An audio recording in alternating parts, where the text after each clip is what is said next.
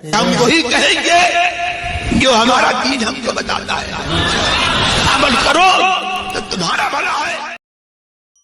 الحمدللہ رب العالمین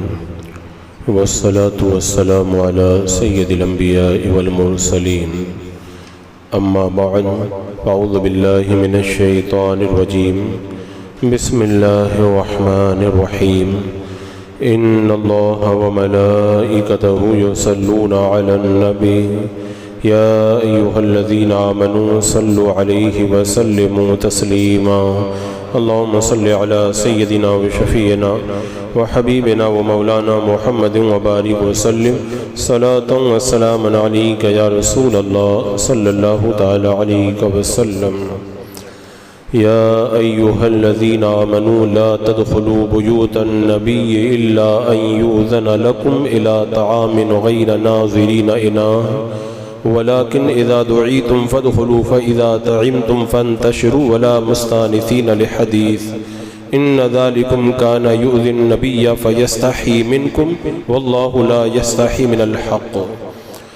اے ایمان والو، نبی کے گھروں میں نہ حاضر ہو جب تک اجازت نہ پاؤ، مثلا کھانے کے لیے بلائے جاؤ، نہ یوں کہ خود ان کے پکنے کی راہ تکو، ہاں جب بلائے جاؤ تو حاضر ہو اور جب کھا چکو تو متفرق ہو جاؤ، نہ یہ کہ بیٹھے باتوں میں دل بہلاؤ، بے شک اس میں نبی کو ایذا ہوتی تھی تو وہ تمہارا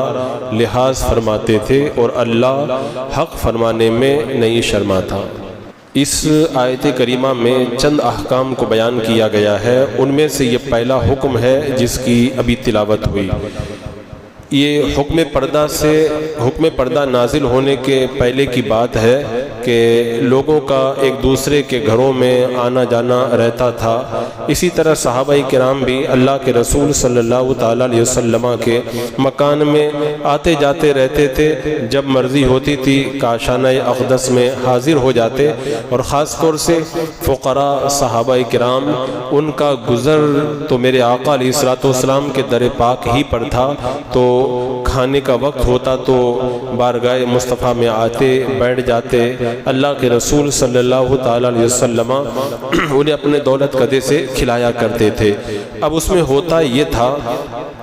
کہ بعض حضرات اللہ کے رسول علیہ السلام کی بارگاہ میں آتے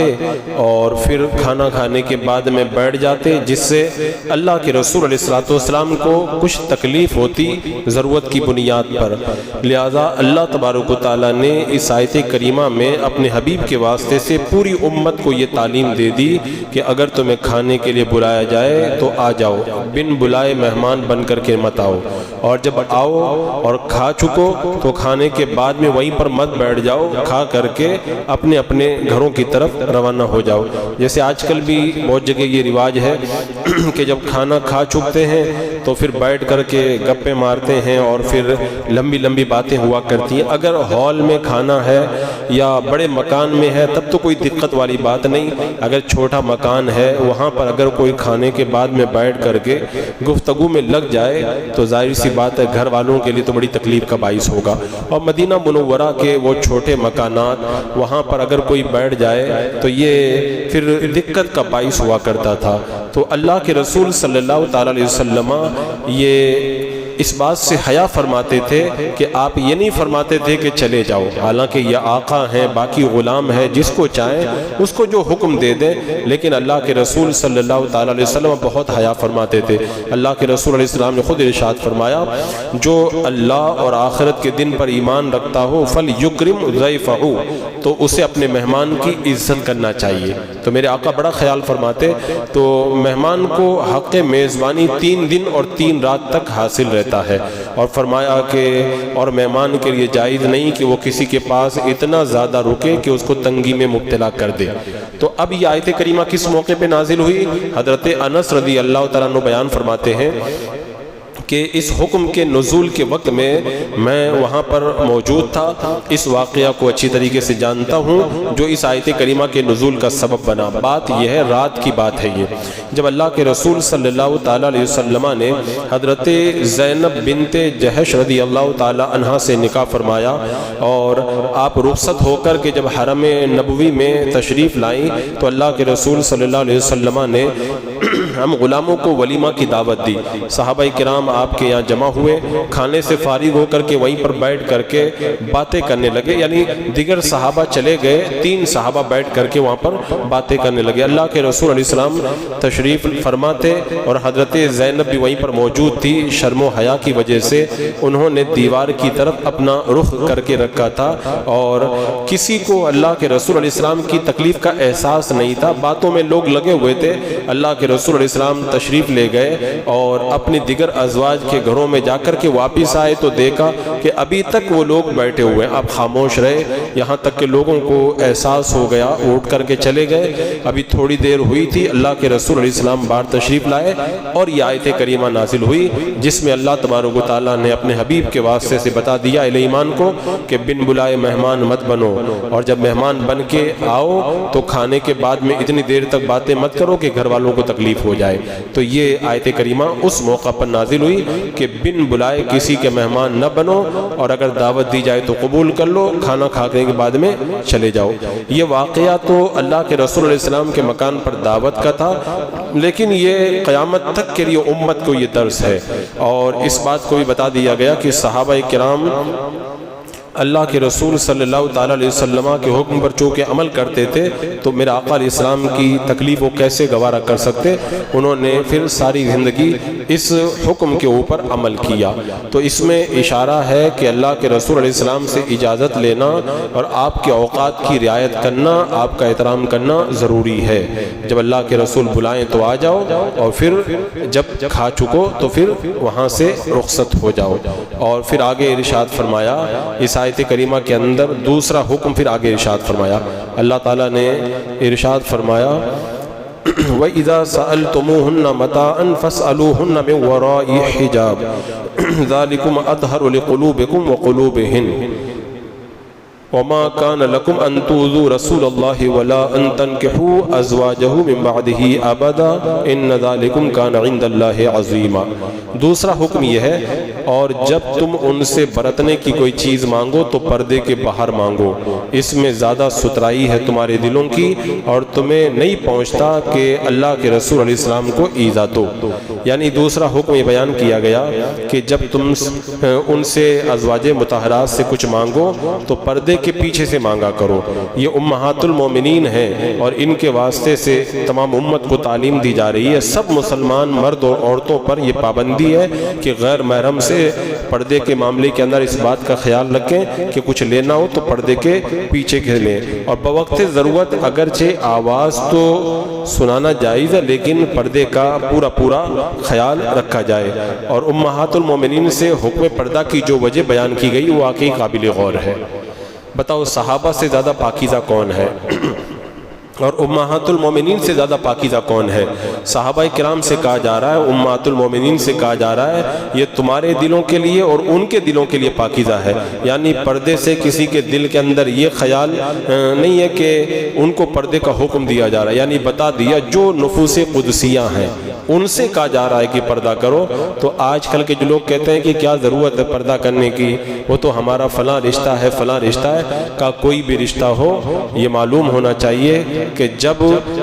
کوئی مرد کسی عورت کے ساتھ جمع ہوتا ہے تو تیسرا وہاں پہ شیطان ہوتا ہے۔ حضرت عمر رضی اللہ تعالیٰ عنہ فرماتے ہیں کہ کوئی مرد اور عورت تنہائی میں جمع نہیں ہوتے مگر وہاں پر تیسرا شیطان موجود ہوا کرتا ہے۔ تو آپ اپنے آپ کو نیک سمجھ رہے ہیں، عورت اپنے آپ کو نیک سمجھ رہی ہے، لیکن ایسا نہیں ہے۔ شیطان ایسے موقع پر آ کر کے تمہیں برائی کے اندر مبتلا کر سکتا ہے، لہذا تمہیں یہ حکم دیا گیا کہ ایسے موقع پر پردے کا بھرپور خیال رکھا جائے، کیونکہ اگر تم نے بے احتیاطی کی تو شیطان کو بہکانے کا موقع میسر آ جائے گا۔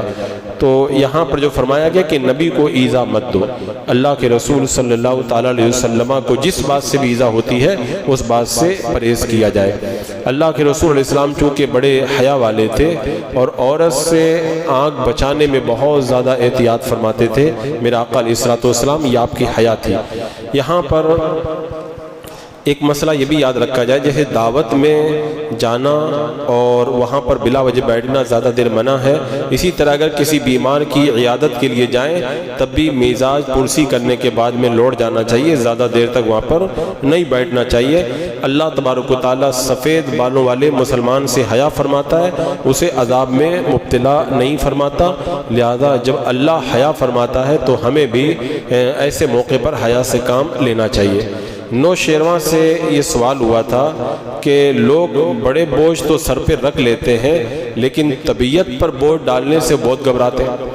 آدمی کو آپ دیکھیں بہت سارا سر پہ سامان اٹھا لے گا لیکن جب دل پہ کوئی بات بھاری ہوتی ہے تو بڑی تکلیف ہوتی ہے۔ تو نوشیرواں سے پوچھا گیا کہ لوگ بڑا بڑا بوجھ اٹھا لیتے ہیں لیکن دل پر کوئی بات بھاری رہتی ہے تو بہت گھبراتے ہیں۔ آپ نے دیکھا ہوگا کہ جب کسی کے یہاں آپ کو ضرورت نہیں ہے، زیادہ دیر کسی کے مکان میں بیٹھ گئے تو آدمی کو بہت تکلیف ہوتی ہے۔ بوجھ اٹھانے سے اتنی تکلیف نہیں ہوتی ہے جتنا اس کی وجہ سے طبیعت پہ بوجھ ہوتا ہے۔ تو نوشیرواں نے کہا کہ بوجھ اٹھاتے وقت میں تمام جسم کے اعضاء ساتھ دیتے ہیں، اس لیے طبیعت کو بوجھ نہیں محسوس ہوتا ہے، لیکن یہ جو بوجھ ہوتا ہے، طبیعت پر جو بوجھ پڑتا ہے، اس کو روح اٹھاتی ہے اور روح اکیلی اٹھاتی ہے، اس لیے اس کو بڑی تکلیف ہوتی ہے۔ آپ سامان اٹھاؤ، پورا بدن ساتھ میں ہے آپ کے، تکلیف نہیں ہوگی، لیکن جب دل پہ کوئی بات اثر کرتی ہے، تکلیف ہوتی ہے نا، تو آدمی کو بہت تکلیف ہوتی ہے کیونکہ پورا دل اکیلا ہی پورا بوجھ اٹھاتا ہے۔ لہذا کہیں پہ جاؤ تو زیادہ دیر بیٹھ کر کے کسی کے دل پر بوجھ نہ بنو۔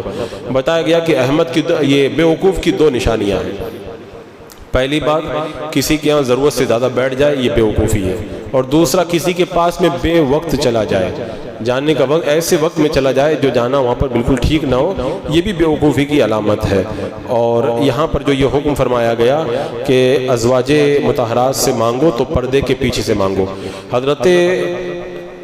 عمر رضی اللہ تعالیٰ عنہ کو ازواج مطہرات کے پردے کا بڑا تقاضا تھا، دل سے چاہتے تھے کہ بلا پردہ ازواج مطہرات بار نہ آئیں۔ انہوں نے بار بار سرکار دو عالم صلی اللہ علیہ وسلم کی بارگاہ میں عرض کیا، ازواج مطہرات سے بھی فرمایا کرتے تھے کہ اگر اللہ کے رسول علیہ السلام میری بات مان لیں